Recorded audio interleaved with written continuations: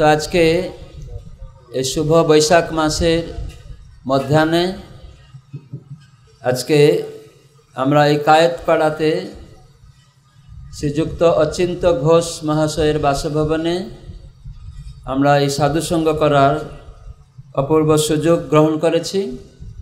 তো আজকে এই সাধুসঙ্গে উপস্থিত সমস্ত সজ্জন ভক্তমণ্ডলী, মাতৃমণ্ডলী, পিতৃমণ্ডলী, ভাই ও বোন, আপনাদের সকলের উপস্থিতির জন্য আমি সর্বপ্রথমে আন্তর্জাতিক কৃষ্ণ ভাবনামৃত সংঘ তথা ইস্কন প্রধান কার্যালয় শ্রী মায়াপুর চন্দ্রোদয় মন্দির পক্ষ থেকে সকলকে অসংখ্য ধন্যবাদ জ্ঞাপন করছি।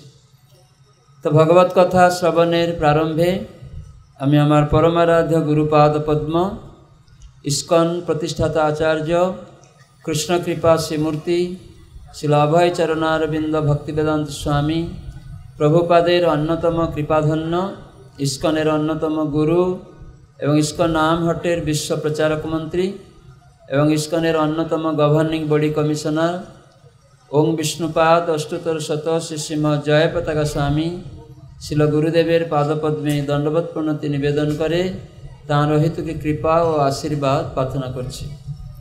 এবং আমার পরমারাধ্য পরম গুরুদেব ইস্কন প্রতিষ্ঠাতা আচার্য কৃষ্ণকৃপা শ্রীমূর্তি শিল অভয় চরণারবিন্দ ভক্তিবেদান্ত স্বামী প্রভুপাদের শ্রী পাদপদ্মে দণ্ডবৎ প্রণতি নিবেদন করে তার হেতুকে কৃপা ও আশীর্বাদ প্রার্থনা করছি। এবং উপস্থিত সকল সজ্জন ভক্তমণ্ডলী, মাতৃমণ্ডলী, পিতৃমণ্ডলী, ভাই ও বোন, আপনাদের সকলের চরণে প্রণাম নিবেদন করে আপনাদের অহেতুকে আশীর্বাদ প্রার্থনা করছি। তো আমি চেষ্টা করব বাংলা ভাষাতে বলার জন্য, যেহেতু আমার মাতৃভাষা বাংলা নয়। বাংলা ভাষায় কোনো ভুল ত্রুটি পরিলক্ষিত হলে নিজ গুণে মার্জনা করবেন। হরে কৃষ্ণ। তো আজকে আমরা শ্রীমদ্ ভাগবত থেকে প্রথম স্কন্ধ দ্বিতীয় অধ্যায় দিব্য ভাব এবং দিব্য সেবা বিষয়বস্তুর সপ্তদশ শ্লোক অধ্যয়ন করে শ্রবণ করব। তো সবাই হাত জোড় করুন, বলুন আমার পরে পরে ওম নমঃ ভগবতে বাসুদেবায়, ওম নমঃ ভগবতে বাসুদেবায়, ওম নমঃ ভগবতে বাসুদেবায়। নারায়ণং নমস্কৃত্যং নরং চৈব নরোত্তমং দেবীং সরস্বতীং ব্যাসং ততো জয়মুদীরয়েৎ। মুখং করোতি বাচালং পঙ্গুলং হয়তে গিরিম যৎকৃপাতমহং বন্দে শ্রীগুরুং দীনতারিণং পরমানন্দমাধবং শ্রীচৈতন্য ঈশ্বরং। নষ্টপ্রায়েষু অভদ্রেষু নিত্যং ভাগবত সেবয়া ভাগবতে উত্তম শ্লোকে ভক্তির্ভবতি নৈষ্ঠিকী। গ্রন্থরাজ শ্রীমদ্ভাগবতম কি। সবাই বলুন শৃণ্বত্বাং স্বকথা কৃষ্ণ, শৃণ্বত্বাং স্বকথা কৃষ্ণ, পুণ্য শ্রবণ কীর্তন, পুণ্য শ্রবণ কীর্তন,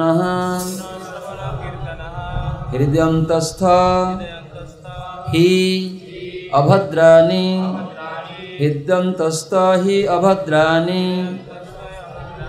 বিধুনতি সুহৃৎ শতম, বিধুনতি সুহৃৎ শতম। শৃণ্বত্বাং স্বকথা কৃষ্ণ। সবাই বলছে না, উচ্চস্বরে বলবেন শৃণ্বত্বাং স্বকথা কৃষ্ণ, পুণ্য শ্রবণ কীর্তন, হৃদয়ন্তস্থ হি অভদ্রাণি, বিধুনতি সুহৃৎ শতম। শৃণ্বত্তাম ভগবানের কথা শ্রবণে আগ্রহশীল, স্বকথা তাঁর স্বীয় কথা, কৃষ্ণ পরমেশ্বর ভগবান শ্রীকৃষ্ণ, পুণ্য পুণ্য, শ্রবণ শ্রবণ, কীর্তন কীর্তন হৃদি অন্তস্থ হৃদয়াভ্যন্তরে হি অবশ্যই অভদ্রাণী জড়জগৎকে ভোগ করার বাসনা বিধোনতি নাশ করে সুহিত হিতকারী শতাম সাধুদের। তো আমরা এই শ্লোকের শব্দার্থ, অনুবাদ এবং তাৎপর্য শ্রীল অভয়চরণারবিন্দ ভক্তিবেদান্ত স্বামী প্রভুপাদের দ্বারা প্রদত্ত। আমরা এখন অনুবাদ শুনব, সবাই আমার পরে পরে বলবেন। পরমেশ্বর ভগবান শ্রীকৃষ্ণ। তাহলে ভগবান কে? কয়জন জানে ভগবান কে? সবাই জানে ভগবান হচ্ছেন শ্রীকৃষ্ণ। এই জন্য ভাগবতে সুত গোস্বামী সব ঋষিদের সব অবতার কথা বললেন। লীলা অবতার, গুণা অবতার, মন্বন্তর অবতার, পুরুষ অবতার, যুগা অবতার, এভাবে সপ্তাবেশ অবতার। তৃতীয় অধ্যায়ে, এই প্রথম স্কন্ধের তৃতীয় অধ্যায়ে সেসব বলতে বললেন। তারপরে তিনি বললেন কি না, এই সমস্ত অবতার কথা যে বলা হলো, এদের মধ্যে কেউ কলা, কেউ অংশ, কিন্তু কৃষ্ণ হচ্ছেন স্বয়ং ভগবান। এই তো চাংশ কলাপুংস কৃষ্ণস্তু ভগবান স্বয়ং। তো যদি কেউ জিজ্ঞাসা করে ভগবানকে, আপনারা কি উত্তর দিবেন? শ্রীকৃষ্ণ। তো এটা মানুষ জানে না। ভগবান বলে, কিন্তু ভগবান কি কে জানে না। যাকে তাকে ভগবান বলে। সাধারণ মানুষকে, গরিব লোক খেতে পায় না বলে দরিদ্র নারায়ণ। নারায়ণ যিনি সবাইয়ের আশ্রয়দাতা, তিনি দরিদ্র হয়ে গেলেন। যিনি সবাইকে খেতে দিচ্ছেন, যার থেকে সব কিছু এসেছে, যার পত্নী হচ্ছেন লক্ষ্মী দেবী, সে কি না দরিদ্র। তো এরকম অনেক মূর্খ লোক, অনেক বড় বড় জ্ঞানী লোক, স্কুল কলেজ ডিগ্রি আছে, বলে আমরা দরিদ্র নারায়ণ সেবা করছি। ভিখারি লোক, গরিব লোক খেতে পায় না, তাদের বলছে দরিদ্র নারায়ণ। নারায়ণ কখনো দরিদ্র হয় না, এই মূর্খদের জন্য দরিদ্র। তারা ধনী নারায়ণ। তাহলে দরিদ্র নারায়ণ হলে ধনী নারায়ণ এসে যাচ্ছে। কিন্তু নারায়ণ ধনীও নয়, দরিদ্র নয়। তিনি সব কিছুর উৎস, সব কিছু তার থেকে আসছে, সমস্ত ধন সম্পদ তারই আছে। এই জন্য ভগবান শব্দটা উচ্চারণ করা হয়েছে। ভগ মানে ঐশ্বর্য, বান মানে যার মধ্যে সমস্ত ঐশ্বর্য রয়েছে, যার কাছে সব আছে। 6 প্রকার ঐশ্বর্য আছে। কে জানে? হাত তুলবেন। 6টা ঐশ্বর্য ভগবানের কাছে সম্পূর্ণ ঐশ্বর্য বলা যায়। সমস্ত ঐশ্বর্য যার মধ্যে রয়েছে তাকে বলা হয় ভগবান। এক একজন বলবেন। মাতাজি একটা বলুন। পায়রাডাঙ্গার মাতাজি পিছনে। বীর্য মানে বল, মানে এরকম বলতে হবে যে সমস্ত বল যার কাছে আছে বা যার মধ্যে আছে, সমস্ত বল। তাহলে সমস্ত বল এখানে কার কাছে আছে? সমগ্র জগতে কে বলতে পারে? কোনো দেবতার কাছে আছে? সমস্ত বল কারো কাছে না। মোহাম্মদ আলী নাম শুনেছেন? বক্সার ছিল, বিশ্বের চ্যাম্পিয়ন। ও বলছিল আমি হচ্ছি সব থেকে শক্তিশালী বক্সার, সব থেকে বলিয়ান। কিন্তু ও মানত না, আল্লাহ গড ভগবান মানতে চাইত না। বলে আমি নিজের শক্তি অর্জন করেছি, আমি সব কিছু বলিয়ান। মোহাম্মদ আলী এরকম বলছিল। কিন্তু ওর একটা রোগ হলো কি জানেন? পার্কিনসন্স একটা রোগ। হাতটা কাঁপবে এরকম। তো যখন ও চায়ের কাপ এরকম তুলছে, পড়ে যাচ্ছে, কাঁপছে, চায়ের কাপটাই তুলতে পারছে না।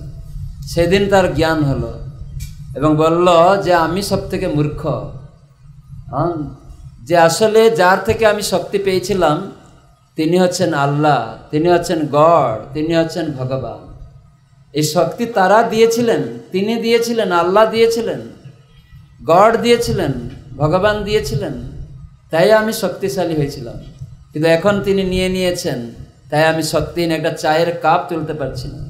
তাই সমস্ত বল যার মধ্যে আছে, সমস্ত শক্তি। ভগবান কৃষ্ণ 7 বছর বয়সে গিরিরাজ গোবর্ধনকে বাম হাতের কেনে আঙ্গুলে তুলে ধরেছিলেন।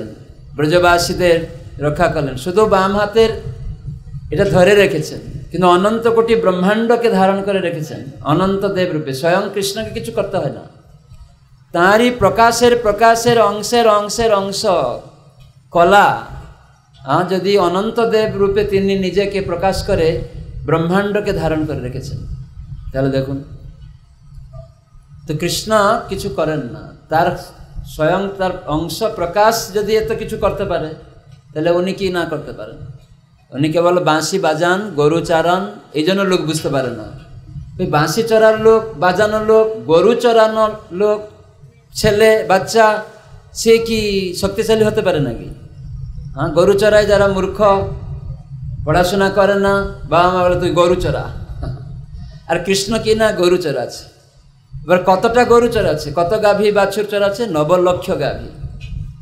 তো আমরা একটা দুটা বাছুর হারিয়ে গেলে খুঁজে পাবো না, কিন্তু 9 লক্ষ রয়েছে, কত গণনা করা যাবে? হ্যাঁ, কিন্তু একটাও হারায় না। একবার বাঁশি বাজাবে, সব গরুরা, গাভীরা, বাছুররা সব চলে আসে। কৃষ্ণ বাঁশি বাজাতে যাবে আর সবাই তার পিছে পিছে যাবে। কেউ বলেনি যে আমাদের একটা গাভী হারিয়ে গেছে। কখনো ব্রজবাসীদের গোপসখারা তাদেরও তো গরু বাছুর নিয়ে যেত, কৃষ্ণ তিনিও নিয়ে যেতেন, কিন্তু কখনো যশোদা মা নালিশ করেনি। নন্দ মহারাজ এবং তার গোপসখা বন্ধুদের মা বাবারা কেউ কমপ্লেন করেনি যে আমাদের ছেলেরা সব বাছুর হারিয়ে এসছে, গাভী হারিয়ে এসছে। কেউ হারিয়ে আসেনি। গন্তি করতে কী করে এত? সেজন্য বুঝতে পারেন, আমরা সবাই স্কুল কলেজের জ্ঞান দিয়ে বিচার করি, তো এটা কী করে সম্ভব? কিন্তু এটা সম্ভব। আমরা বিচার করি স্কুলের জ্ঞান দিয়ে। আমাদের জ্ঞানটা কতটুকু? অ থেকে ক্ষ পর্যন্ত, এ থেকে জেড পর্যন্ত, তো মানে সীমিত জ্ঞান। এই জন্য একে বলা হয় অক্ষজ জ্ঞান। ভগবান হচ্ছেন অধক্ষজ তত্ত্ব। এই অ থেকে ক্ষ, এ থেকে জেডের ঊর্ধ্বে তিনি, তাই তাকে বলা হয় অসীম। হ্যাঁ, আর আমাদের সীমা রয়েছে আমাদের জ্ঞানের। আমরা কোথাও ঘর থেকে কখনো কোথাও বেরোয় না, যদি শুনি কোথাও কিছু একটা কথা, তাহলে এটা কী করে সম্ভব? একটা ব্যাঙ ছিল, প্রভুপাদ তাই ইংরাজিতে গল্প বলেছেন, ডক্টর ফ্রক। আমাদের মায়াপুরে একটা এক্সপো ছিল, তো ওখানে একটা কুয়া ছিল, তো ইলেকট্রনিক্স এক্সপো, সেখানে একটা কুয়া ছিল, কলকল কলকল করে শব্দ হবে, তখন একটা ব্যাঙ বেরিয়ে আসবে, বড় ব্যাঙ। তখন সঙ্গে সঙ্গে আর একটা ব্যাঙ দূর থেকে সে আসছে, ডক্টর ফ্রক, তিনি বেরিয়ে আসছেন। তখন এই ব্যাঙ, কুয়ার যে ব্যাঙটা, ও জিজ্ঞাসা করছে, আরে এ আমার মতো দেখতে দেখছি, কোথা থেকে আসছে? তুমি কোথা থেকে আসছো? বলছে আমি প্রশান্ত মহাসাগর থেকে আসছি। তখন ব্যাঙ, কুয়ার ব্যাঙটা জিজ্ঞাসা করছে, প্রশান্ত মহাসাগর সে আবার কেমন? আমার এই কুয়ার মতো? জিজ্ঞাসা করছে, তে আমার এই কুয়ার মতো? তখন সেই ব্যাঙ, প্রশান্ত মহাসাগর ব্যাঙ বলছে, আরে মূর্খ, তোমার কুয়াটা কতটুকু? তখন সেই কুয়ার ব্যাঙ বলছে, তাহলে ডবল হবে, তাহলে 3 গুণ, তার 3 ডবল হবে, 4 গুণ হবে, 5 গুণ হবে, কত হবে? এরকম বলতে বলতে ও ফুলতে থাকে, ফুলতে ফুলতে বাস্ট হয়ে গেল। তো জড়জগতের লোকেরা এরকমই বুঝতে পারে না। একটা ব্যাঙ একটা আধিলি পেয়েছে, আধিলি।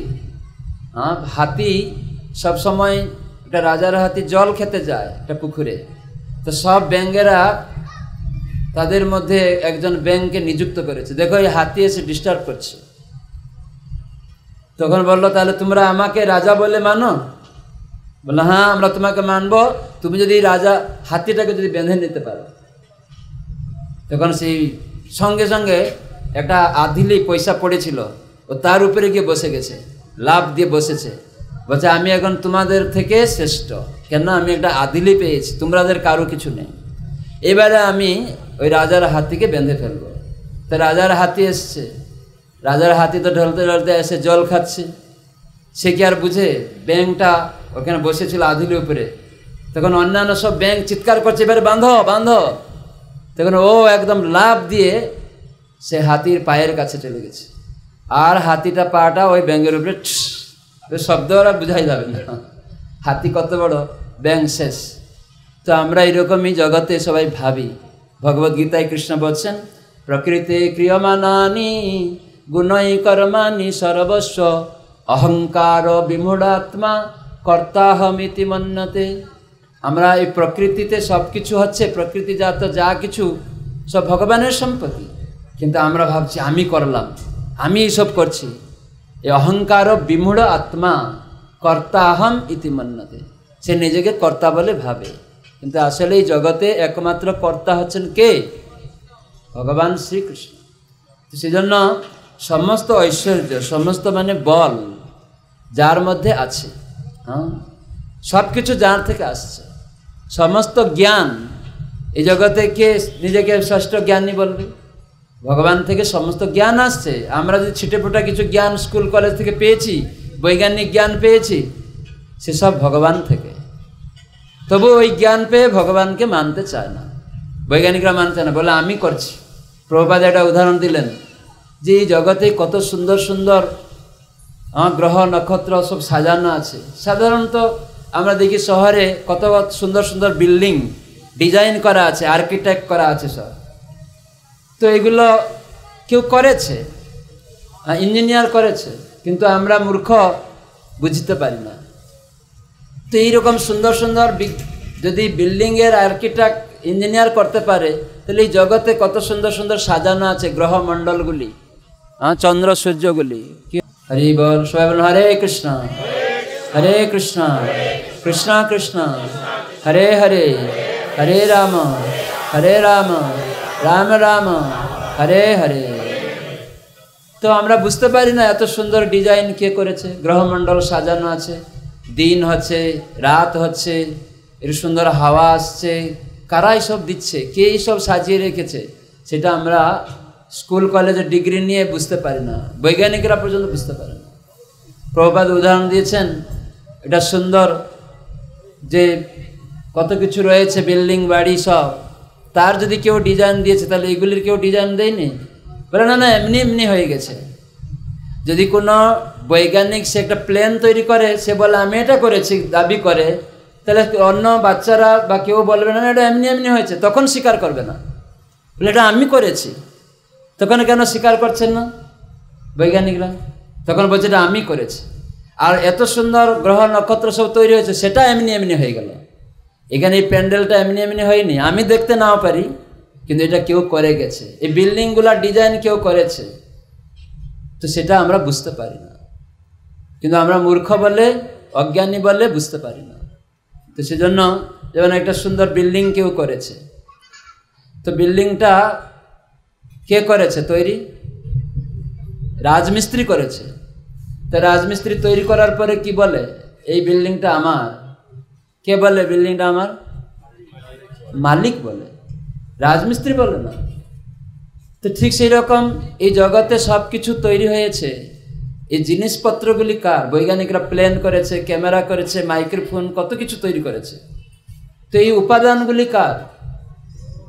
রাজমিস্ত্রি যে বিল্ডিংটা করেছিল, মাটি জল সিমেন্ট এগুলা কার? যে মালিকের। ঠিক সেই রকম এই জগতে মাটি জল আকাশ আগুন বায়ু এগুলি কার? পরমেশ্বর ভগবানের। ভগবদ্গীতায় 7ম অধ্যায়ে 4th নম্বর কি 5ম নম্বর শ্লোকে বলা হয়েছে। কি বলা হয়েছে ওখানে কে জানে?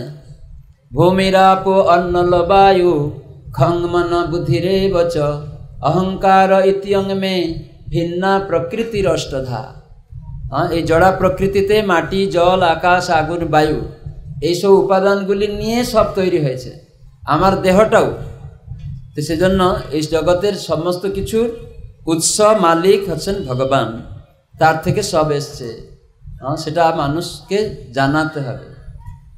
আমরা জানি না, আমরা নেকেট হয়ে এসছি, নেকেট হয়ে যাব। কোনো কিছু আমার নয়, এই দেহটাও আমার নয়, দেহটাও আমাকে ছেড়ে এখানে রেখে যেতে হবে। আমরা মিথ্যা বলি, এটা আমার বাবা, এটা আমার মা, মিথ্যা বলি কিনা? কয়জন জানেন এটা মিথ্যা কথা যে আমার বাবা এটা মা? যখন দেহটা ত্যাগ হয়ে যায় তখন বলি বাবা চলে গেলেন, কিন্তু নাতি বলছে বাবা তোমার বাবা তো শুয়ে আছে। তাহলে যাকে বাবা বলছিলাম সে শুয়ে আছে, কিন্তু আমরা বলছি বাবা চলে গেলেন, কান্না করছে। তাহলে এতদিন জানতাম না বাবাটা আসলে কে। ওর মধ্যে আত্মা ছিল, তাই জন্য বাবা কথা বলছিল, হাঁটছিল, চাকরিতে যাচ্ছিল, সবজি নিয়ে আসছিল, কত সুন্দর কিছু ব্যবস্থা করছিল। কিন্তু আত্মা চলে গেছে, আসলে বাবাকে আমরা কোনোদিন দেখতে পাই না। কিন্তু আত্মজ্ঞানী মানুষ যখন সে ভক্তিযোগ অনুশীলন করে তখন সে বুঝতে পারে এই দেহর জড়, মৃত্যু মানে এই দেহ থেকে আত্মার দেহান্তর। এটা কৌমার, যৌবন, জরা, এরকমভাবে দেহকে আত্মা পরিবর্তন করছে। আমরা শিশু ছিলাম, সেই একই ব্যক্তি আত্মা আবার যুবক হয়ে গেল, একই ব্যক্তি আত্মা তারপরে বৃদ্ধ হয়ে গেল। কিন্তু আবার এই দেহটা অকেজু হয়ে গেল, আত্মা এটাকে ত্যাগ করে চলে যাচ্ছে, ওই দেহটা পড়ে আছে। যে কোনো মুহূর্তে এই দেহ থেকে আত্মা চলে যেতে পারে, একটা বাচ্চা শিশু থেকেও যেতে পারে, হ্যাঁ কি না? যাচ্ছে, তখন সেই শিশুটাকে আমরা রেখে দিচ্ছি না কেন? এ বড় হবে, ও চাষ করবে, ও চাকরি করবে, বৈজ্ঞানিক হবে, ডক্টর হবে, রেখে দিচ্ছেন না কেন? কেন? আত্মা চলে গেলে ও ডক্টর হবে না, কি বৈজ্ঞানিক হবে না, ইঞ্জিনিয়ার হবে না, বা বাবা মাকেও দেখবেও না। তো মূর্খ আমরা সবাই বুঝতে পারি না, তো আমরা আসক্ত হয়ে যাই দেহের প্রতি। আত্মজ্ঞান লাভ করতে হবে, সেটি কেবল ভগবত তত্ত্ব ভক্তিযুগ অনুশীলনে হরিনাম করার মাধ্যমে এই জ্ঞান অর্জন হয় যে ভগবান সব কিছুর মালিক, উৎস। এই জন্য তাকে ভগবান বলা হয়। সমস্ত জ্ঞান, সমস্ত বল, সমস্ত যশ, সমস্ত সম্পত্তি, সমস্ত আর কি বৈরাগ্য যার মধ্যে আছে পরিপূর্ণ মাত্রায় 100%, তিনি হচ্ছেন ভগবান। আজকাল যারা ভগবান বলছে, অনেক লোক ভগবান বলে, যাদের আমরা সমাজে ভগবান বলছি তারা বুড়ো হয়েছে, ভগবানের দাড়ি চুল পাকবে না, দাড়ি চুল হবেই না। কিন্তু যাদের আমরা বলছি তাদের দাড়ি চুল হয়েছে কি না, তারা বুড়ো হয়েছে কি না, তাহলে তারা কি করে ভগবান হলো? শাস্ত্র অনুসারে এটা ভাওতাবাজি। বৈদিক শাস্ত্র অনুসারে, মহাজন শিক্ষা অনুসারে এটি ভাওতাবাজি, আমরা জানি না। মহাজন কারা? ব্রহ্মা, শিব, নারদ, কপিল দেব, ভীষ্মদেব, জনকরাজ, যমরাজ, এইসব মহাজনরা এদেরকে ভগবান বলে স্বীকার করে না। কিন্তু আমরা মূর্খ বলে মহাজনদেরকে ডিঙ্গে, ঘোড়া ডিঙ্গে ঘাস খাচ্ছি, তো বলছি এই ভগবান, সে ভগবান। তো এইভাবে প্রতারিত মানুষ হচ্ছে। তো সেই জন্য আমরা জানবো এই যে ষড় ঐশ্বর্য, এদেরকে সমস্ত ঐশ্বর্য সম্পন্ন, সমস্ত বল আছে, সমস্ত জ্ঞান আছে, সমস্ত সৌন্দর্য আছে, বুড়ো হয়ে গিয়ে গাল ঢুকে গেছে সমস্ত সৌন্দর্যের উৎস। আজকাল আমরা ছিটে পেটে একটা সৌন্দর্য পেয়ে গিয়ে ভাবছি আমি খুব সুন্দর সুন্দরী, একটা কিছু রোগ হয়ে গেল, ব্যাস শেষ, কালো হয়ে গেল।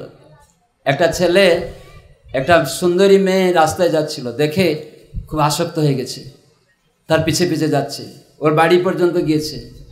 তখন কাছে দেখছে মেয়েটা, এই চ্যাংড়া ছেলেটা আমার পিছে পিছে আসছে কেন? জিজ্ঞাসা করছে, কি ব্যাপার, তুমি পিছে পিছে আসছো কেন? না, তোমার এই সুন্দরের রূপের প্রতি আমি খুব আসক্ত হয়ে পড়েছি। তখন বললো, তুমি এই সৌন্দর্যের প্রতি আসক্ত হয়েছ, আজকে তুমি এই সৌন্দর্য উপভোগ করতে পারবে না, 7 দিন পরে আসো। প্রভুপাদ একটা ইংরাজি লেকচারে দি লিকুইড বিউটি, এটা ইংরাজি লেকচার গল্প দিয়ে বলেছেন। তো সেই গল্পটা আমি বলছি সংক্ষিপ্তভাবে। তখন সে ছেলেটা তো সৌন্দর্যের প্রতি আসক্ত হয়ে তখন ওই মেয়ের কথা শুনছে, বলছে হ্যাঁ ঠিক আছে, কোথায় আসবো তাহলে? তখন মেয়েটা দেখিয়ে দিল, নির্ণয় করে দিল, ওই যে গাছ অনেক দূরে, সেটা নিভৃত জায়গা, কেউ থাকবে না, তাহলে তুমি আমার সৌন্দর্যের রস জৌলস তুমি আস্বাদন করতে পারবে, ওই দিনে আসো 7 দিন পরে। তো মেয়েটা বাড়িতে গিয়ে খুব দুঃখে, যে সব ছেলেরা এরকমই, তো একটা বিষাক্ত ট্যাবলেট খেয়ে নিয়েছে। তখন বমি হয়েছে, পায়খানা হয়েছে, পেচ্ছাপ হয়েছে, তখন সব মাটির পাত্রতে বমি, পায়খানা, পেচ্ছাপ যা শরীর থেকে বেরিয়েছে, কফ টপ সব আলাদা আলাদা পাত্রতে ধরে ওই গাছের গোড়াতে রেখে ঢেকে রেখে দিয়েছে। তারপরে ও তো একদম দুর্বল হয়ে গেছে, কালো হয়ে গেছে, মুখটুক সব শুকে একদম। তার মেয়েটা 7 দিন পরে ওইখানে গিয়ে বসে আছে ওই গাছের গোড়ায়। ওই ছেলেটা গিয়েছে, গিয়ে বলছে, আরে তুমি জানো এখানে একটা সুন্দরী মেয়ে আমার জন্য অপেক্ষা করবে বলছিল। দেখুন ছেলেমেয়েরা বিয়ে করে 7 দিনে দিনে চিনতে পারছে না ওই মেয়েটাকে, তাকে কি ও লালন পালন করবে? 7 দিন পরেই তাকে চিনতে পারছে না, লালন পালন করবে? আমরা বলি তোকে আমি ভালোবাসি, তোকে আমি সব দেখব, সব দিব। আরে 7 দিন পরেই তাকে চিনতে পারছে না, ভালোবাসা এটা কি পালন করবে? চিনতেই পারছে না তাকে, কি পালন করবে? তো ওইখানে বসে আছে, মেয়ের কাছে জিজ্ঞাসা করছে তুমি কি জানো? বলছে হ্যাঁ আমি জানি। আপনি ওই সুন্দরী মেয়ের রূপ জৌলসের প্রতি আসক্ত না? বলছে হ্যাঁ হ্যাঁ হ্যাঁ ঠিক বুঝেছ। তো আমি আসক্ত, তার সেই রূপ জৌলস রস আস্বাদন করতে চেয়েছেন? বলছে হ্যাঁ। বলে আসুন। সেই কাপড়টা খুলে দিয়ে বলে সেই মেয়েটি হচ্ছে আমি, আর আমার শরীরের যে সুন্দরের রসের প্রতি আপনি আসক্ত হয়েছিলেন সমস্ত রস এইসব পাত্রে ধরে রাখা আছে, আপনি এখন এগুলি ভোগ করুন। তো ছেলেটা দেখছে সব পায়খানা মল, তারপরে মানে সেখানে বমি পেচ্ছাপ সব পাত্র, আমার সব সৌন্দর্যের রস ওই পাত্রেই ধরা আছে, আমি এরকমই সুন্দর ছিলাম, এখন রসগুলি ওইখানে রাখা আছে। তখন সেই ছেলেটা ওই মেয়েটার কথা বুঝতে পারলো। বলে তুমি আমাকে ভালো জ্ঞান দিয়েছ, আমি আসলে অনিত্য রূপের প্রতি আসক্ত হয়ে পড়েছিলাম। আজ আমি বুঝলাম যে এই মল মূত্র এইসব আমাদের শরীরে রয়েছে, কফ পিত্ত বায়ু, এইগুলি দিয়ে একটু সৌন্দর্য এসে গেছে, আর আমরা সবাই অনিত্য বস্তুর প্রতি আসক্ত হয়ে যাই। এটা মানুষ জানে না। তো সেই জন্য মূর্খ হওয়া উচিত না। অনেক স্কুল কলেজ ডিগ্রি ধারণ করে, আমরা কোনো রূপের প্রতি আসক্ত হওয়া উচিত না। এই চোখ যদি কিছু দেখতে চায়, রূপ দেখতে চায়, তাহলে ভগবানের রূপকে দেখুন, মন্দিরে গিয়ে দর্শন করুন, তাহলে এই চোখটা সার্থকতা হবে। নাহলে এই চোখে একটা ময়ূর পাখাতে একটা চোখ দেখা হয়েছে না, ময়ূর পাখাতে একটা চোখের মতো আঁকানো আছে, তো এই চোখটা সেরকম, ময়ূর পাখার সেই চোখটাকে কিছু দেখতে পাবে? কিছু দেখতে পাবে না। তো আমরা মূর্খ বলে বুঝতে পারি না এই চোখটি কেবল ভগবান দিয়েছেন তার বিগ্রহ দর্শন করার জন্য, তার ধাম দর্শন করার জন্য, তার এই গ্রন্থ পাঠ করার জন্য, জ্ঞান অর্জন করার জন্য, ভক্ত দর্শন করার জন্য। তো সেই জন্য এটি না বুঝে আজকাল মানুষ তারা বুঝতে পারে না, সেজন্য রূপ দেখবে, বিষয় ভোগ করবে না। তো সেজন্য আমাদের এই সাধুসঙ্গ আমরা করছি পুণ্যকর্ম অর্জন করার জন্য। দুই রকম পুণ্য আছে, একটা জাগতিক পুণ্য আছে, কেউ ভাত ডাল বিতরণ করছে, স্কুল কলেজ তৈরি করে দিচ্ছে, কেউ গরিব লোকদের বস্ত্র দিচ্ছে, ওটা একটা পুণ্য, শাস্ত্রে রয়েছে। তো সেই পুণ্যটা হচ্ছে অনিত্য, সেটা আজকে আপনি করবেন, পরে আপনার একটা কিছু পুণ্য সঞ্চয় হবে, অনেক উন্নত লোকে যাবেন, স্বর্গলোকে যাবেন, এমনকি সত্যলোকে যেতে পারেন, কিন্তু সেখানে পুণ্য ভোগ হয়ে গেলে আবার এই জগতে আসতে হবে। কিন্তু আজকে আমরা যে কথা শুনতে যাচ্ছি, যে পুণ্যের কথা এখানে আমরা শুনলাম, সেই পুণ্য দ্বারা আমাদের হৃদয়ে পরিবর্তন হয়ে যাবে। আমরা যে অনিত্য বস্তুর প্রতি আসক্ত হয়ে ভোগ করতে বাসনা করছি, আমি স্বর্গে যাব, আরও ভোগ করব, অনেক বিরাট বিল্ডিং বানিয়ে আরও ভোগ করব, সুন্দরী স্ত্রী বিয়ে করব, এলসিডি টিভি নিব, এই সুন্দর গাড়ি নিব, সে ভোগ করব বাসনা করছি। পুণ্যের দ্বারা এগুলি পাওয়া যাবে, কিন্তু ভোগ হয়ে যাবে। পুণ্যটা ভোগ হলে শেষ হয়ে যাবে, পাপ এবং পুণ্য দুটা ভোগ হবে এই জগতে। কিন্তু এমন একটা পুণ্য আছে, স্বীকৃতি তাকে বললে, ভক্তি বললে, তো সেটা ভগবানকে সম্বন্ধযুক্ত করে, ভগবানের ভক্তকে সম্পর্কযুক্ত করে, সেটি আমরা লাভ করতে পারি। তো সেই পুণ্য আজকে এখানে আয়োজন করা হয়েছে, যাতে আমরা লাভ করতে পারি। ভক্ত সঙ্গ, যেখানে ভক্ত সঙ্গে আমরা কৃষ্ণের কথা রূপক শ্রবণ কীর্তন রূপক পুণ্য, যেখানে আমরা বসে প্রসাদ সেবা করার সুযোগ পাব, নৃত্য করতে পারবো। আমরা সবাই নৃত্য করতে ভালোবাসি, আমরা গান করতে ভালোবাসি, আমরা দেখতে ভালোবাসি, কিন্তু কি দেখা উচিত, কি গান করা উচিত, কি শোনা উচিত, কিভাবে নাচা উচিত, সেগুলি জানা দরকার। তো সেই পুণ্য সঞ্চয় করলে আমরা হৃদয়ে পরিবর্তন হয়ে যাবে। সমস্ত কাম ক্রোধ লোভ মোহ মদ মাৎসর্য, যার দ্বারা এই জগতে আমরা আসক্ত হয়ে বারবার চক্রে ঘুরছি। এখানে দেখুন, সবাই কি একই রকম দেখতে? সবাই কি ব্রাহ্মণ পরিবারে? সবাই কি ধনী পরিবারে? সবাই কি শিক্ষিত? কেউ শিক্ষিত আছে, কেউ মূর্খ আছে। কি কারণ? কেউ ধনী আছে, কেউ গরিব আছে। কি কারণ? কেউ দেখতে সুন্দর, কেউ অসুন্দর। কি কারণ? এগুলি আমাদের জিজ্ঞাসা হওয়া উচিত, তো সেটা মানুষ করে না। তো সেজন্য এখানে আজকে আমরা শুনছিলাম যে শৃণ্বত্বা সকথা কৃষ্ণ পুণ্য শ্রবণ কীর্তন হৃদন্তস্থ হি অভদ্রাণী বিধুনতি সুহৃৎ সতাম। সবাই বলুন, পরমেশ্বর ভগবান শ্রীকৃষ্ণ, যিনি পরমাত্মা রূপে সকলের হৃদয়েই বিরাজ করেন। তাহলে ভগবানকে আমরা খোঁজ করছি, তাহলে ভগবান কোথায় আছেন? আমার নিজের হৃদয়ে আছেন, কিন্তু আমি বুঝতে পারছি না। তারপরে বলুন, যিনি হচ্ছেন সাধুবর্গের সুহৃদ, তার মানে সকলের সুহৃদ ভগবান। আবার বলছেন সাধুবর্গের সুহৃদ, বিশেষভাবে সাধুবর্গকে উনি বেশি কৃপা করেন। সবাইকে কৃপা করেন, কিন্তু সাধুদেরকে বেশি কৃপা করেন, যারা তার ভজনা করে। তারপরে বলুন, তিনি তার পবিত্র কথা শ্রবণ এবং কীর্তনে রতিযুক্ত ভক্তদের হৃদয়ের সমস্ত ভোগ বাসনা বিনাশ করেন। তাহলে আমাদের অনেক সময় ভোগ বাসনা আছে, ভোগ বাসনা সবাই আছে, হ্যাঁ, কিন্তু এই জড় ভোগ বাসনাকে ভগবান কি করেন? ধ্বংস করে দেন। কাম রয়েছে আমাদের, আছে কি না? কাম মানে কি, কে বলতে পারে? কাম শব্দের অর্থ কি? সমস্ত ইন্দ্রিয়ের কামনা, সমস্ত ইন্দ্রিয়ের ইচ্ছা পূর্তি, তাকে বলে কাম। চোখ কি চায়? দেখতে চায়। কান কি চায়? শুনতে চায়। জিহ্বা কি চায়? কিছু খেতে চায়, বলতে চায়। চামড়া কিছু স্পর্শ করতে চায়। তো এইরকমভাবে নাক কিছু ঘ্রাণ নিতে চায়। এই প্রত্যেকটা ইন্দ্রিয়ের যে পূর্তির বাসনা, তো সেটাকে বলে কাম। কিন্তু দুই প্রকার কাম আছে। একটা জড়জাগতিক কাম, ভোগ বাসনাকে ভগবান কি করেন? ভক্তের হৃদয় থেকে মুক্ত করে দেন, ভক্তের হৃদয় থেকে জ্বালিয়ে পুড়িয়ে দেন। কেন? জড়জাগতিক ভোগ বাসনা ইন্দ্রিয়ের যদি থাকে, তাহলে এই জগতে আমাকে কষ্ট পেতে হবে, শাস্তি পেতে হবে। আমি যদি কোনো ছেলে বা কোনো মেয়েকে ভালোবেসে দৌড়াচ্ছি তার পিছনে, অন্য ছেলেরা দেখবে বাট এই মেয়েটার পিছনে দৌড়াচ্ছে, আপনি চোখের রূপের প্রতি আসক্তি হয়ে দৌড়াচ্ছেন, তারা আপনাকে ধরে পিটাবে। তো অনেক সময় আমরা বুঝতে পারি না, বলে না না, ভগবান অনেক গোপীদেরকে নিয়ে সেখানে নাচছিলেন, আমিও কেন একটা দুটা গোপী, একটা দুটা মেয়ে নিয়ে নাচলে কি অসুবিধা হয়ে যাবে? আমাদের একজন মহারাজ ছিলেন উড়িষ্যায়, ভুবনেশ্বরে, প্রভুপাদের শিষ্য গৌর গোবিন্দ স্বামী মহারাজ, গুরুদেব। উনি বলছিলেন যে কৃষ্ণ এসব গোপীদেরকে নিয়ে নাচলেন, এটাকে বলা হয় লীলা।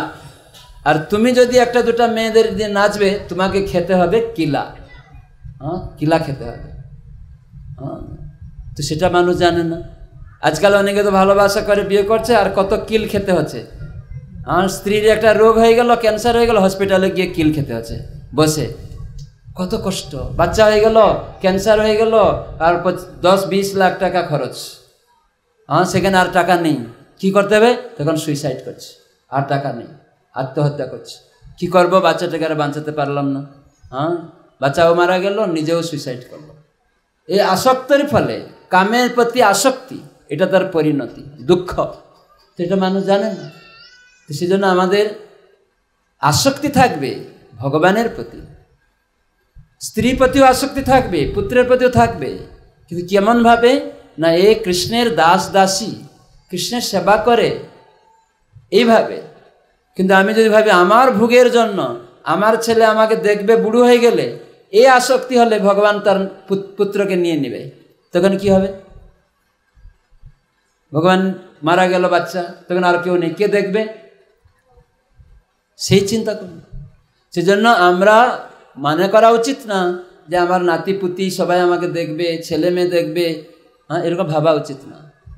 অনেকে ভাবে যে আরে এত বড় বাড়ি করছেন কেন? না না, আমার নাতি, তার নাতি, তার নাতি, পণ নাতি, এই সবাই থাকবে না, এই জন্য সবাইয়ের জন্য একটা একটা ঘর করে যাচ্ছে। তারপরে আপনি আসক্ত হয়ে কি হবেন? এটা আটশোলা হয়ে বা একটা সারপুকা হয়ে আসবেন, এসে ওই নাতিপুতিদের যে আসক্তি দেখার জন্য ওই তাদের খাটে থাকবেন, গিয়ে পুট করে কামড়ে, আরে আমি দাদু ছিলাম, তোর দাদুর তার দাদুর দাদু ছিলাম, এই জন্য এখানে এসে তুই এখানে শুয়েছিস, আমি এটা করেছিলাম, এই ঘরগুলি, এই পালংগুলি, তোরা এখন শুয়েছিস, কামড় দিয়ে সেটা জানাচ্ছে। তো মানুষ জানেন না। আমরা যদি দেশের প্রতি আসক্ত হই, কুকুর হয়েও তো আসতে হবে।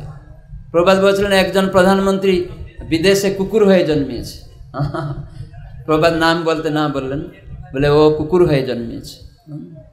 যারা শুদ্ধ ভক্ত তারা চিনতে পারে, বুঝতে পারে। সেজন্য আমরা যেন পরবর্তীতে কুকুর না হই। আজকাল লোক কুকুর বিড়াল প্রতি আসক্ত, আর কুকুরের সঙ্গ করবে, কুকুরকে পায়খানা করাবে, লাস্টে নিজে কুকুর হয়ে জন্মাবে। আসক্তিটা এইরকমই। গীতায় কৃষ্ণ বললেন যার প্রতি তুমি আসক্ত হবে মৃত্যুর পরে সেই দেহ পাবে, সেজন্য সাবধান থাকতে হবে। তো এই জন্য এখানে বলা আছেন যে আমাদের শ্রীকৃষ্ণের নাম শ্রবণ কীর্তন রূপক পুণ্য সঞ্চয় করতে হবে।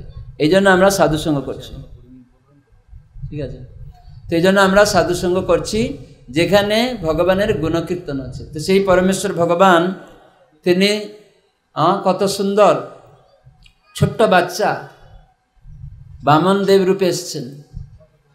ভগবানের একটু ইচ্ছা হয়েছিল যে আমি মায়ের কুলে বসব, ভগবানেরও লোভ আছে। যখন নৃসিংহদেব রূপে ভগবান আবির্ভূত হলেন, প্রহ্লাদ মহারাজকে রক্ষা করলেন, হিরণ্যকশিপুকে বধ করলেন, স্তম্ভ থেকে বেরোলেন।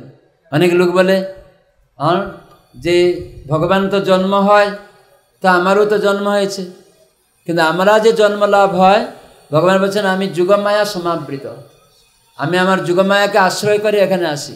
কিন্তু আমরা কিভাবে আসি? আমাদের কর্ম অনুসারে। আমরা অন্ধ হয়ে জন্মাচ্ছি, খোড়া হয়ে জন্মাচ্ছি, কিন্তু ভগবানকে ওইরকম আসতে হয় না। ভগবান অদারক এবং সদারক। ভগবান মা বাবাকে আশ্রয় করে সদারক, যেমন কশ্যপ মুনি এবং অদিতি কে আশ্রয় করে বামন দেব রূপে এসছেন। সচিমাতা জগন্নাথ মিশ্রকে আশ্রয় করে গৌরাঙ্গ রূপে এসছেন। নন্দ যশোদাকে আশ্রয় করে কৃষ্ণ এসেছেন। তো এইরকম মা বাবাকে আশ্রয় করে আসছেন। ভগবান তার মা বাবা নেই, কিন্তু ভক্তরা ইচ্ছা করে যে আমি কৃষ্ণকে পুত্র রূপে চাই, এই জন্য ভগবান তাদের কাছে পুত্র রূপে আসেন। তো সেখানে তাদেরকে গর্ভধারণ করতে হয় না, ভগবান সেখানে প্রবেশ করেন হৃদয় দিয়ে। তখন দেখছেন সচিমাতা এবং জগন্নাথ মিশ্র তিনি দেখছেন তার হৃদয় থেকে সচিমাতার হৃদয়ে ভগবান প্রবেশ করছেন, তারা দেখতে পাচ্ছে। বসুদেব দেখছেন তার হৃদয় থেকে দেবকীর হৃদয়ে প্রবেশ করছে। নন্দ মহারাজ দেখছে, তার ইচ্ছা হয়েছিল আমি এরকম একটা পুত্র চাই, সব থেকে সুন্দর, সব থেকে সব কিছু। তো এরকম ইচ্ছা করছেন, তো ভগবানকে পুত্র রূপে কামনা করেছেন যে তোমাকে আমি চাই। আর ভগবান তার হৃদয়ে এসে প্রবেশ করে, তখন খুব আনন্দ হচ্ছে। আর তার হৃদয় থেকে যশোদার হৃদয়ে গিয়ে প্রবেশ করছে। হৃদয়ে প্রকট হয়, ভগবানকে গর্ভে প্রবেশ করতে হয় না। আবার তিনি যে কোনো জায়গাতে প্রবেশ করতে পারেন, অন্য পরমাণুতে, একটা স্তম্ভতে। সেজন্য সেখানে অদারক, কোনো পিতামাতাকে আশ্রয় ছাড়া তিনি আসছেন। নৃসিংহদেব রূপে প্রকটিত হচ্ছেন, সেখানে বাবা মা নেই, একটা স্তম্ভ থেকে। হিরণ্যকশিপু বলছে যে তুমি যে হরির আরাধনা করছো সে কি এই স্তম্ভের মধ্যে আছে? প্রহ্লাদ তো ভক্ত, ভক্তরা জানে সর্বত্র ভগবান আছে। বলছে হ্যাঁ এই স্তম্ভেও আছে। তো ভগবান সেই সত্য প্রতিপাদন করলেন, নৃসিংহদেব রূপে সেখানে প্রকট হয়েছেন। আর খুব ক্রোধান্বিত হয়েছেন এবং হিরণ্যকশিপুকে বধ করে দিয়েছেন।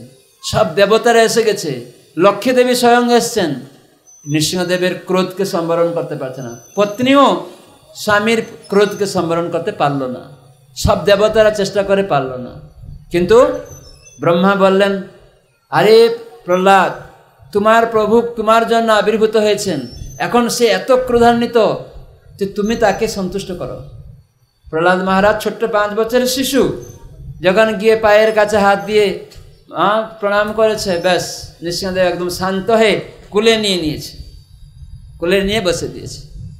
আর কুলে নিয়ে বসে দেখছে কিরকম আনন্দ, হাসি। প্রহ্লাদ মহারাজের মুখে একদম এত আনন্দ, প্রহ্লাদ মহারাজকে চুম্বন দিচ্ছেন কে?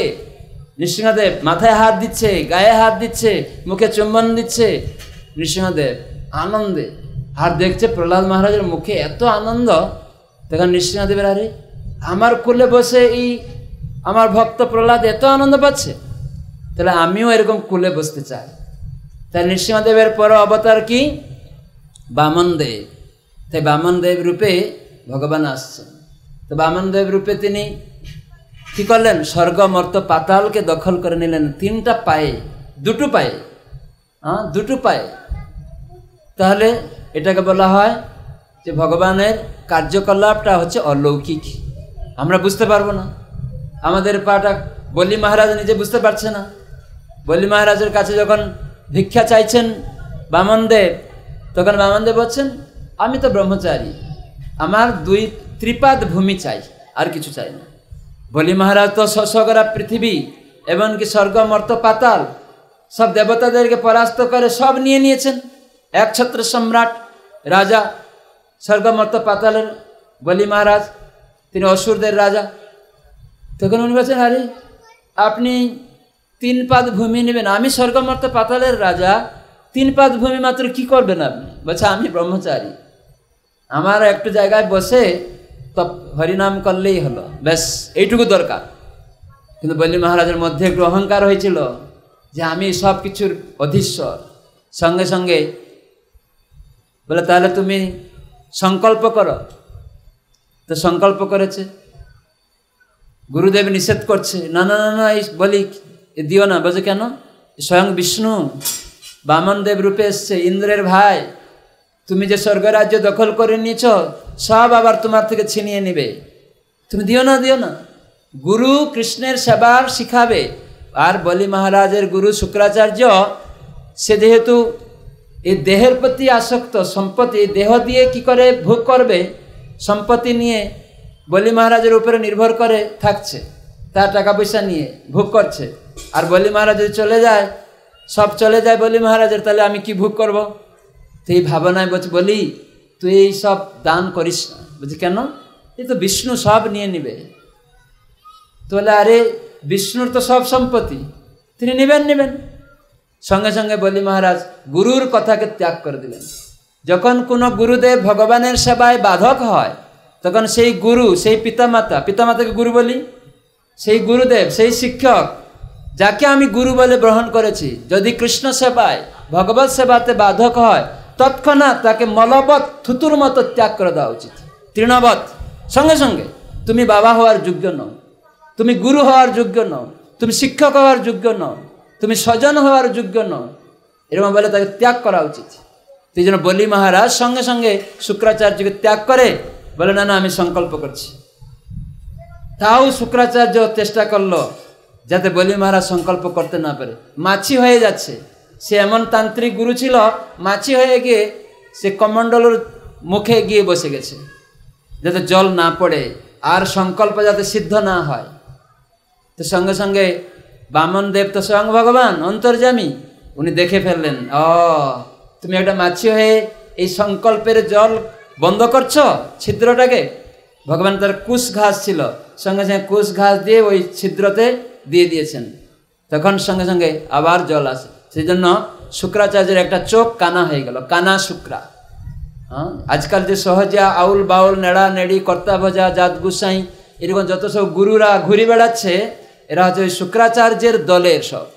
তারা এই সমস্ত অপপ্রচার করবে ধর্মের নামে, ধর্ম করতে দেখাবে, কিন্তু বলে মাছ মাংস খাও, যত পারো মেয়ে বিয়ে করতে পারো, কোনো অসুবিধা নেই, যত দাসী নিতে পারো, এইসব বলবে। এইসব গুরুরা আজে বাজে কাজ করবে। তো সে হচ্ছে শুক্রাচার্যের দল সব। এই জন্য ওই সব সঙ্গ ত্যাগ করতে, যেন বলি মহারাজ ত্যাগ করে দিলেন।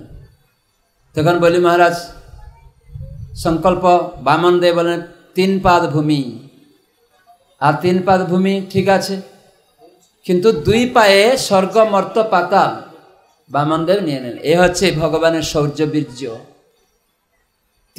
2টা পা কতটুকু? স্বর্গ মর্ত পাতাল বলি মহারাজ তো অধীশ্বর ছিলেন, সব নিয়ে নিলেন। তখন বলি মহারাজকে বললেন, বলি মহারাজ আমার তো 3 পা, তুমি সংকল্প করেছো দিবে, আর একটা পা কোথায় রাখবো? তুমি তো অঙ্গীকার করেছ, সংকল্প করেছ, আর সংকল্প তুমি যদি পরিপূর্ণ না করো তাহলে তোমার তো কি গতি হবে? নরকে যেতে হবে, যশ হানি হবে, এরকম সব কিছু বলছে। তুমি দিতে পারছো না। তখন নাক পাশ দিয়ে একদম বেঁধে দিলেন একদম সঙ্গে সঙ্গে। এটা দিবে বলে এখন সংকল্প সিদ্ধ করছো না। কিন্তু বলি মহারাজ ভক্ত, কিভাবে তিনি ভক্ত?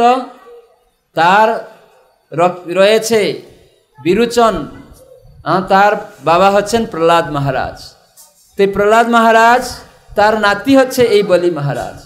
তো যার ফলস্বরূপ বলি মহারাজ খুব চতুর। আর সেই বলি মহারাজ মহাজন, আমরা যে দেখছি 12 মহাজন, তার মধ্যে বলি মহারাজ একজন মহাজন, ভক্তরাই মহাজন। তিনি জানলেন যে এই বিষ্ণুকে দান করাটাই সর্বশ্রেষ্ঠ। আমরা দান করছি, কিন্তু ভগবানকে দান করা উচিত।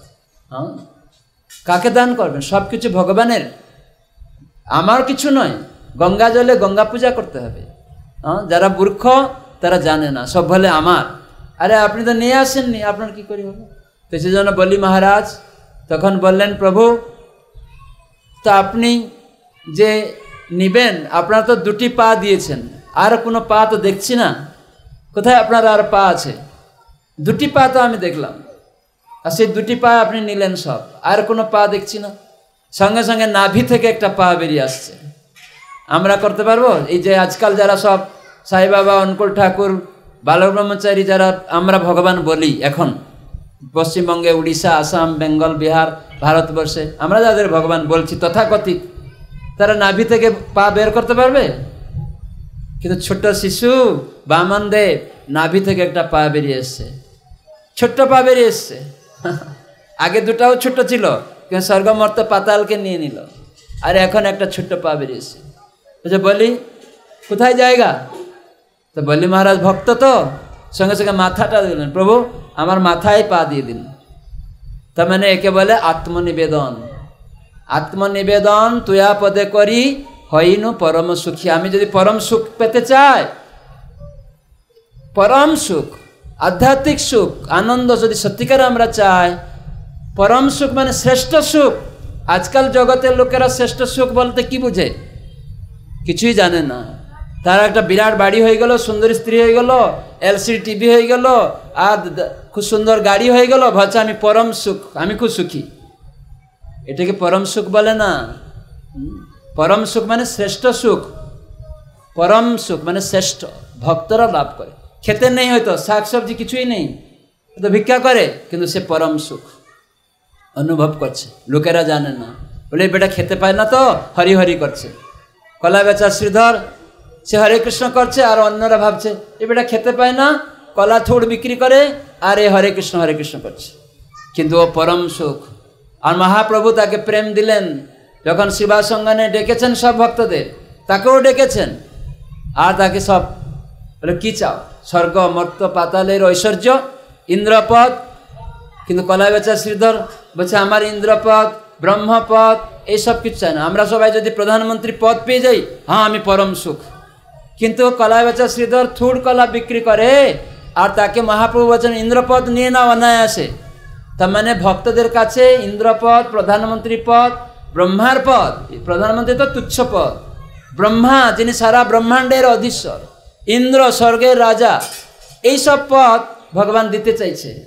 কিন্তু ভক্ত বুঝতে পারে যে ভগবান আমাকে পরীক্ষা করছে, আমাকে ঠকাচ্ছে এইসব অনিত্য জিনিস দিয়ে। না না না, প্রভু আমি এইসব চাই না। কি চাও?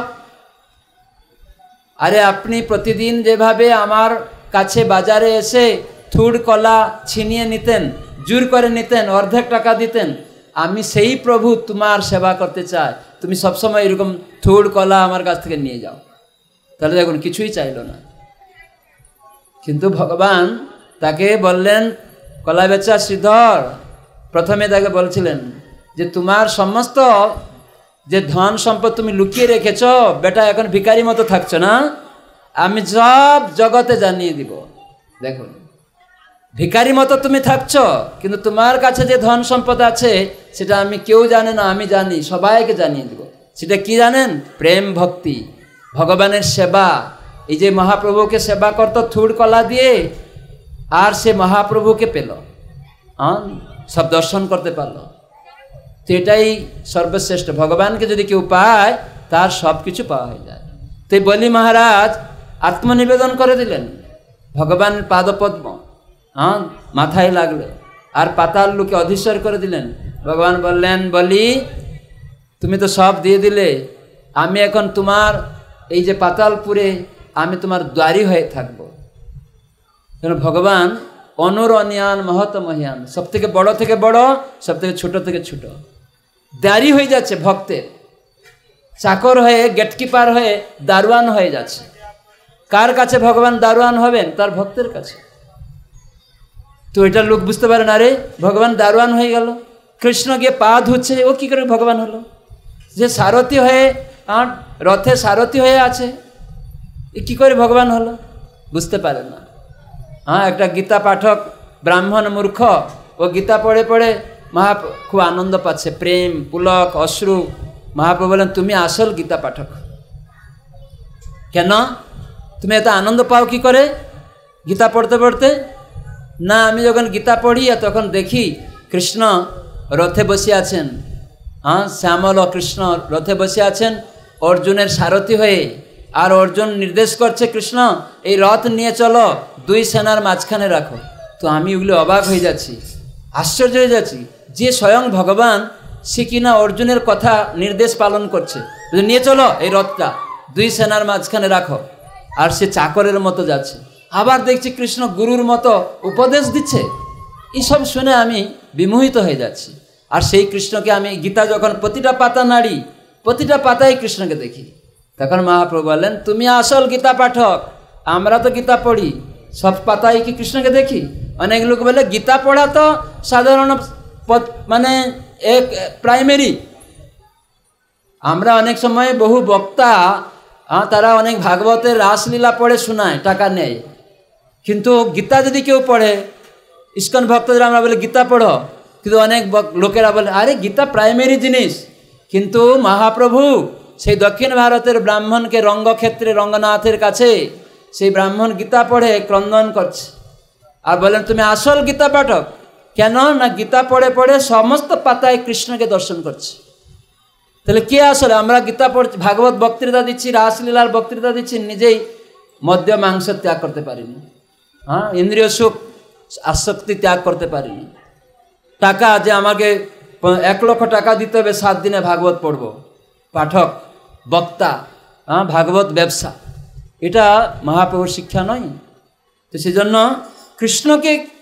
আমরা যে দান করে প্রতিটা কথায় হ্যাঁ কৃষ্ণকে যিনি দান করবেন তো সেজন্য ঠিক আছে গীতা ভাগবত মানে সম্পূর্ণ কৃষ্ণ সেখানে রয়েছেন তাই তার প্রেম অশ্রু পুলক কম্প সেই ব্রাহ্মণের হচ্ছিল সেই জন্য আমরা মূর্খ হতে পারি কিন্তু যদি গীতা পড়ে জানি গীতা স্বয়ং কৃষ্ণ ভাগবত স্বয়ং ভগবানের কথা ভগবানের ভক্তের কথা আছে সেটা পরম পবিত্র তাই আমি প্রতিদিন শুনে পবিত্র হব সেই জন্য আমাদেরকে তো এইভাবে এখানে প্রভুপাদ বলছেন যে ভগবানের কথা এবং ভগবানের মধ্যে কোনো পার্থক্য নেই ভগবানের নাম এবং ভগবানের মধ্যে কোনো পার্থক্য নেই তাই ভগবানের সম্বন্ধীয় কথা ভগবান থেকে কোনো পার্থক্য নেই সেই জন্য অর্জুন বললেন তুমি হচ্ছ পরম পবিত্র তাই আমরা পবিত্র হওয়ার জন্য এই ভগবানের কথা শুনছি তো এটা শুনলে কি হবে এখানে বললেন সমস্ত ভোগ বাসনা যে ভোগের দ্বারা আমরা এই জড়জগতে কবু স্বর্গে কবু মর্তে কবু কীট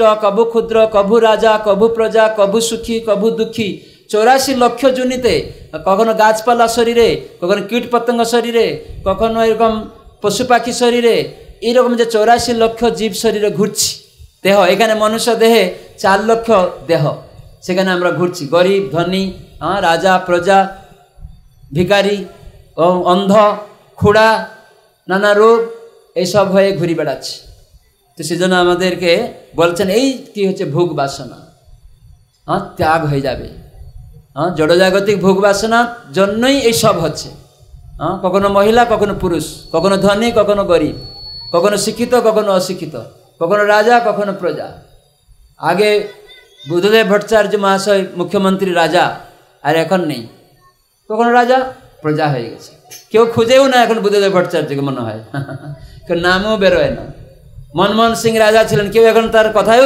বলে না আজ হয়তো এখন কেউ মমতা ব্যানার্জি মুখ্যমন্ত্রী আমরা দেখছি মোদি প্রধানমন্ত্রী আজ আছে কাল থাকবে না এগুলি সব অনিত্য জিনিস এগুলির প্রতি আসক্ত হবেন না তো সেজন্য ভগবানের কথা শুনে পবিত্র হন কিসে আসক্ত হবেন ভগবানের কথার প্রতি নামের প্রতি প্রসাদের প্রতি সাধুসঙ্গ করার প্রতি ভগবানের ভক্তদের দর্শনের প্রতি নিজের বাড়িতে ছেলে মেয়েকে নিয়ে কৃষ্ণের কথা বিগ্রহ এইসব এখানে কত সুন্দর আমাদের অসীম না অচিন্ত প্রভু খুব সুন্দর সিংহাসন দেখছি খুব ভালো লাগছে এটা হচ্ছে গৃহস্থ আশ্রম সবাই আশ্রমবাসী ব্রহ্মচারী সন্ন্যাসী তারাও আশ্রমবাসী গৃহস্থরাও আশ্রমবাসী উদ্দেশ্য একই কি ভগবানের সেবা করব ব্রহ্মচারী সন্ন্যাসী গৃহত্যাগ করলো ভগবানের সেবা করলো না যেমন আজকাল অনেক স্বামীজি নামে সাধু সন্ন্যাসী লাল কাপড় পরে ঘুরে বেড়ায় কিন্তু ভগবানকে বাদ দিয়ে আশ্রমে মুরগির পোলট্রি, তাহলে কি হবে? হ্যাঁ, আশ্রমে যদি মুরগির পোলট্রি, মেন গেটে যাবেন দুর্গন্ধ, মন্দিরে যাচ্ছেন কৃষ্ণ নেই। হ্যাঁ, তো সেইখানে আমাদেরকে বুঝতে হবে যে সাধু সন্ন্যাসী হলাম, কৃষ্ণ নেই, ভগবান নেই, ওই দরিদ্র নারায়ণ সেবা। তো এগুলি মূর্খ গৃহত্যাগ করে প্রতারণা করা। তো সেজন্য গৃহে থাকো বনে থাকো সদা হরি বলে ডাকো। আপনি যেখানে থাকুন না কেন, আমরা যদি ভগবানের বাদ দেই তাহলে সেই সন্ন্যাসীরা ভাওতাবাজি, প্রতারক। সেই সাধু প্রতারক, সাধুর বেশ ধারণ করেছে, কৃষ্ণ নাম করে না, প্রসাদ খায় না, কি করছে না, গঞ্জা টানছে, হ্যাঁ, সিগারেট পাচ্ছে, আর তাস পিটাচ্ছে, অবৈধ সঙ্গ করছে। সে সাধু নয়, সে প্রতারক। হ্যাঁ, তো সেজন্য কোনো বাড়িতে আছে কিন্তু সে প্রতিদিন ছেলে মেয়ে তাদের আদর্শ পুত্র উৎপন্ন করছে, আবার সেখানে ভোগ লাগিয়ে প্রসাদ পাচ্ছে, সে সাধু, সে ভক্ত। সেই জন্য চৈতন্য চরিতামৃতে বলা আছে, যেই ভজে সেই বড় অভক্তহীন ছাড়, কৃষ্ণ ভজনের নাহি জাতি কুলাদি বিচার। জাতিকুলের কোনো বিচার নেই। দেখুন হনুমান পশু, সে ভগবান রামচন্দ্রের প্রিয় ভক্ত। হনুমান ভগবানের শুদ্ধ ভক্ত। হনুমানের একটু আনন্দ হয়েছে, চাইছে আনন্দ করতে, সীতামাতার কাছে গিয়েছে। সীতামাতাকে জিজ্ঞাসা করছে, মাতা আপনি এই যে সিন্দুর, এই আলতা লাগান কেন? আমার একটু জানার ইচ্ছা হয়েছে। ও, তোমার জানার ইচ্ছা আছে? বলছে এটা আমি দিলে রামচন্দ্র খুব সন্তুষ্ট হন। কোথায় নাকি? তখন অনেক সিন্দুর নিয়েছে আর গিয়ে মাথায় ঢালেছে। হনুমানের মাথা কপাল থেকে লাল, তখন দিয়ে নাচছে যাতে রামচন্দ্র খুশি হয়। মানে খুব সরল হনুমান পশুকুলে। আর রামচন্দ্র এসে দেখছে, যখন রামচন্দ্র বুঝতে পেরেছেন যে হনুমান এটা আমাকে সন্তুষ্ট করার জন্য করছে। তো এরকমই ভগবানের ভক্ত তারা বুঝতে পারে। হনুমান একবার আকাশ মার্গে যাচ্ছেন, যেতে পশু, কিন্তু সে যাচ্ছে রামের নাম করতে করতে, শ্রীরাম জয় রাম জয় রাম এরকম করে করে যাচ্ছে, জয় সিয়া রাম করতে করতে যাচ্ছে। হঠাৎ করে কানে আসছে রাম রাম রাম, নিচে থেকে কেউ যেন বলছে। হঠাৎ করে নেমেছে, দেখছে বিরাট রাজপুরী প্যালেস, কোথা থেকে রাম নাম আসছে। তো ঘুরে ঘুরে দেখছে মন্দির, দেখছে না মন্দিরে তো কেউ নেই। দেখছে বড় প্যালেস ঘর আছে, বেডরুমে নেই। কোথায় দেখছে? দেখছে একটা বাথরুম মধ্যে রাম রাম। তখন হনুমান রেগে গেছে, বেটা আমার প্রভু পরম পবিত্র, তার নাম পরম পবিত্র, আর এই বাথরুম ল্যাট্রিনে বসে ও রাম রাম করছে, এই অপবিত্র জায়গাতে বসে। হনুমান খুব রেগে গেছে। তো প্রভু ভক্ত কেমন দেখুন, রেগে গেছে। তো সেখানে বসে দাঁড়িয়ে আছে, দুটা হাত তুলে একদম, এটা বের হলে ওকে আজকে মজা দেখাবো। অপবিত্র জায়গায় প্রভুর নাম করছে। তো সঙ্গে সঙ্গে সে রাম রাম রাম করে বের হয়েছে, তার দুই গালে থাপ্পড় মেরেছে হনুমান। বেটা তুই এরকম করছিস, অপবিত্র জায়গায় প্রভুর নাম করছিস, জানিস না এটা পবিত্র নাম? বলছে প্রভু আমার কোনো সময় নেই। এক সাধু বলল যে ভগবানের নাম করতে হয়, মনুষ্য জীবনকে যদি সার্থক করতে হয়, তুমি গৃহস্থ আশ্রমবাসী না, সবটা আশ্রম মতো করতে হয়। ভগবানের নাম না করলে ওটা আশ্রম কি করে হলো? তো বাড়িতে আশ্রম করো, ভগবানের নাম তো অন্তত করো। তো আমি তখন বললাম আমার টাইম নেই, আমি বড় ব্যবসায়ী, আমার টাইম নেই। তখন উনি বললেন তাহলে তোমার টাইম নেই, বাথরুমে তো টাইম আছে, সেখানে তো আর কোনো কাজকর্ম নেই, কেবল শৌচালয়ে যাবে, তুমি মুখে তো কেবল হরে কৃষ্ণ করবে, রাম রাম করবে। বলে হ্যাঁ তাহলে তো খুব ভালো। তখন ওই ভিতরে বসে আমি এই জন্য করছিলাম, আমার কি দোষ আছে? তখন সঙ্গে সঙ্গে হনুমান বল না এইসব করবে না। তখন আবার রাম রাম করে উড়ে উড়ে অযোধ্যায় গিয়ে পৌঁছে গেছে। তো সেখানে গিয়ে দেখছে রামচন্দ্র গালে দুই গালে হাত দিয়ে বসে আছেন, মাথাটা নিচু করে। তখন হনুমান দেখছে প্রভুর দুঃখ, জিজ্ঞাসা করছে প্রভু আপনার মনে এত দুঃখ, কে আপনাকে দুঃখ দিল? আপনি বলুন, আমি তাকে সাজা দিব কিছু। তখন বলছে তুমি তাকে সাজা দিবে? বলছে হ্যাঁ। তুমি জানতে চাইছো? বলছে হ্যাঁ। বলছে কে আপনাকে দুঃখ দিয়েছে বলুন? বলছে তুমি। বলে আমি আপনাকে দুঃখ দিলাম? তোর গালটা যেই খুলেছে, হাত দুটি খুলেছেন, দেখছে দুই দিকে থাপড়, হনুমানের হাতের থাপড় দুটা, যে তুমি আমার এই গালে মেরেছ। বলছি কী করে আমি মারলাম? বলে কেন, আমার নাম থেকে আমি অভিন্ন, কোনো পার্থক্য নেই।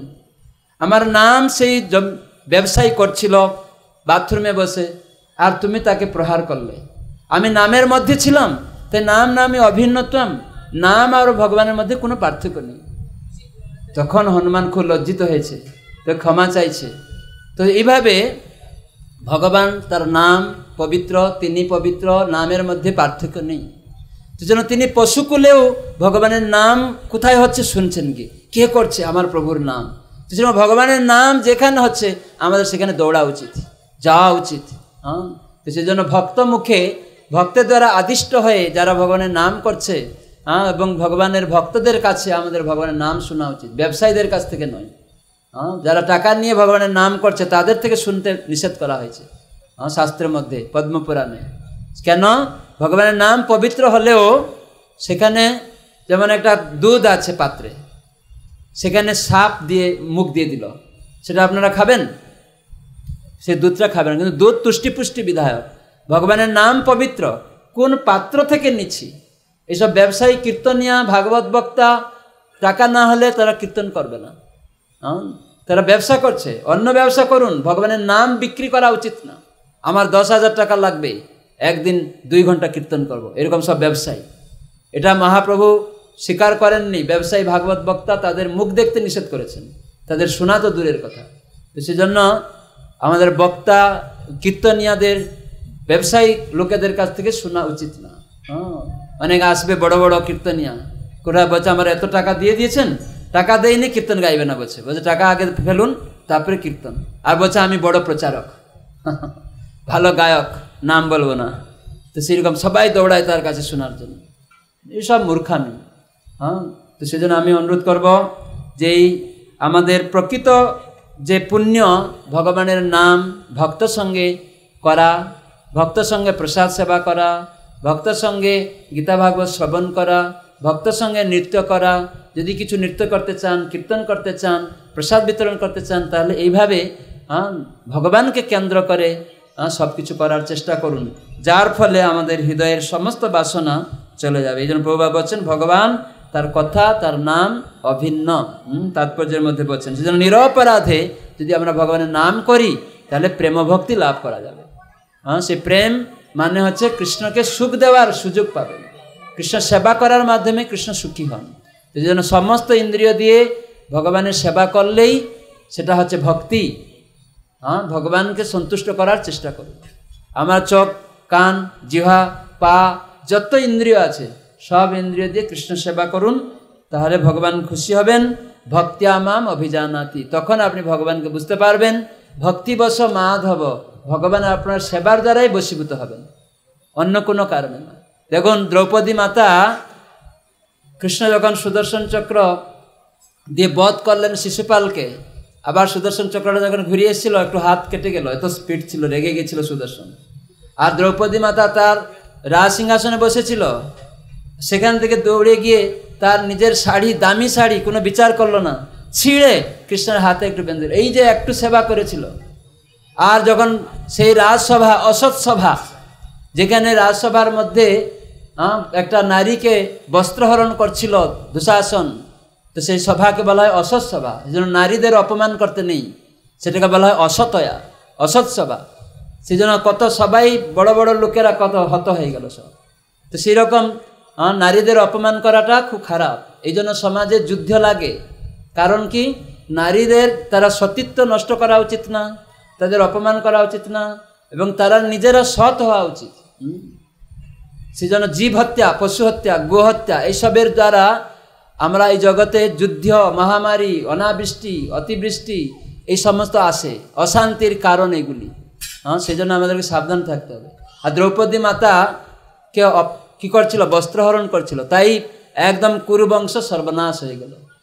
আর সেখানে দ্রৌপদী মাতা ভগবানের একটু সেবা করেছিলেন, তাই তা কৃষ্ণকে ডাকলেন, কৃষ্ণ আমি ভেবেছিলাম আমার স্বামী রক্ষাকর্তা, সবাই তারা রাখবে, 5 জন স্বামী, এখানে সব রাজসভায় সব রাজারা ছিল, গুরুজনেরা ছিল, এরা রক্ষা করবে, কিন্তু দেখছি এরা কেউ রক্ষা করবে। আমি নিজে ভেবেছিলাম আমি নিজে রক্ষা করতে পারি, কিন্তু আমিও রক্ষাকর্তা নয়। 2 হাত তুলে এই দেহ তোমার, লজ্জা যদি নিবারণ করতে চাও তুমি করো। তাই সে একটু সেবা করেছিল এবং এই প্রার্থনার দ্বারা ভগবান স্বয়ং দ্বারকায় ছিলেন। তিনি যে অনেক দূরে থাকেন আবার কাছে আছেন। কেন বললেন? পরমাত্মা রূপে হৃদয়ে আছেন। সেই হৃদয় থেকে প্রকটিত হয়ে সেখানে 100 কোটি বস্ত্র দিয়ে লজ্জা নিবারণ করলেন। দুঃশাসন একদম পড়েই গেল, অচেতন হয়ে গেল, টানতে টানতে টানতে টানতে এত কাপড় দ্রৌপদী মাতার শরীর থেকে বেরোচ্ছে। কে দিল? স্বয়ং ভগবান। তাই একটু সেবা করুন, ভগবান শতগুণে তার ঋণ শোধ করতে চেষ্টা করেন, যেটা তার প্রমাণ। সেজন্য এই সেবারূপক পুণ্য সঞ্চয় করলে হৃদয়ের সব খারাপ জিনিস চলে যায়। তো সেজন্য আমি অনুরোধ করব, আপনারা চেষ্টা করুন, ভগবানের সেবাতে নিজেকে ব্রতী করুন, সংকল্প করুন, তাহলে জীবনে আনন্দ লাভ করতে পারবে। হরে কৃষ্ণ কৃষ্ণ কৃষ্ণ হরে হরে, হরে রাম রাম রাম হরে হরে। জয় শ্রী প্রভুপাদ কি, শ্রীমদ্ ভাগবতম কি, গৌর প্রেমানন্দে। এখন কেবল যশোমতী নন্দন হবে। আত্মানন্দ প্রভু কোথায়? আত্মানন্দ প্রভু যশোমতী নন্দন গাও, যেহেতু ভোগ লেগে গেছে, টাইম হয়েছে।